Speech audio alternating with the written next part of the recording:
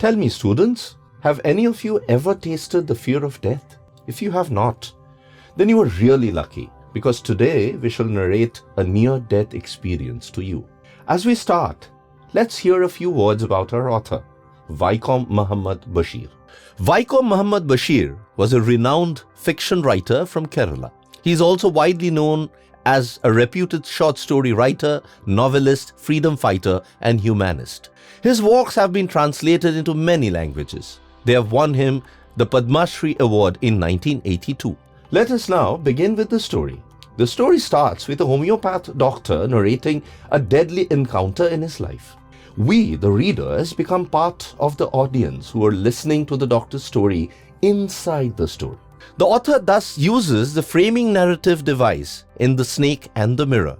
Framing narrative is a story within a story, where the main or framing narrative introduces the secondary narrative. The secondary narrative is often more important than the outer story. The doctor went on to describe a hot summer night when he was getting ready for bed. Around that time, he had just started his medical practice and earned very little money.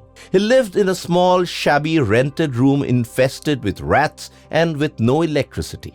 The doctor had just started reading the Materia Medica when a large mirror on the table drew his attention. The doctor admitted that, like most people, he was tempted to look at his reflection in the mirror.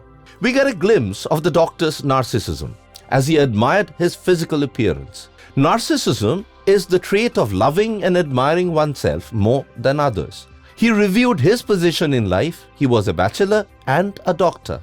He flashed an attractive smile at himself and even considered growing a thin moustache to increase his appeal.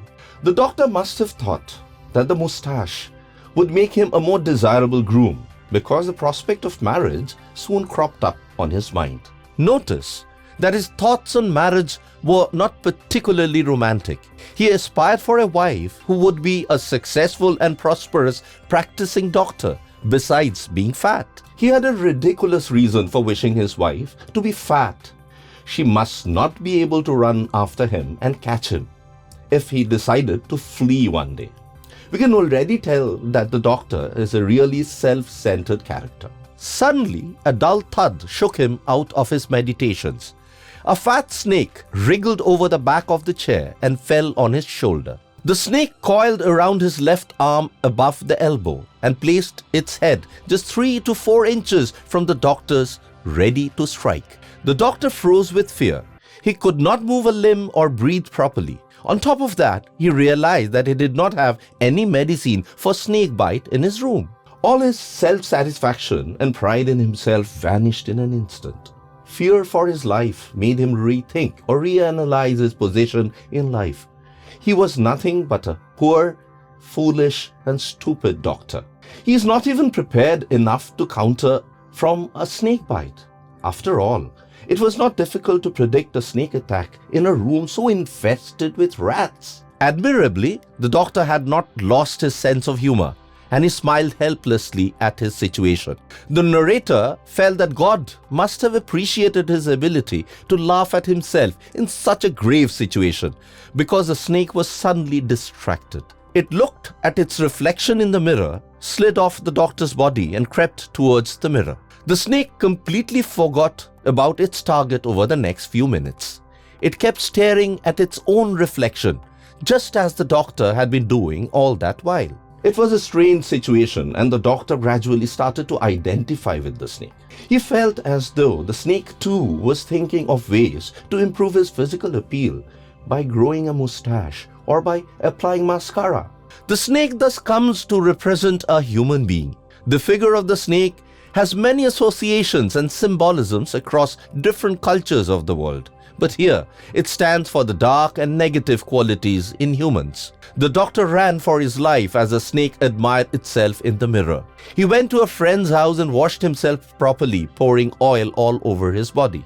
He wished to get rid of the memories of his physical contact with the snake. When the doctor returned to his room the next morning, he found that the snake had vanished.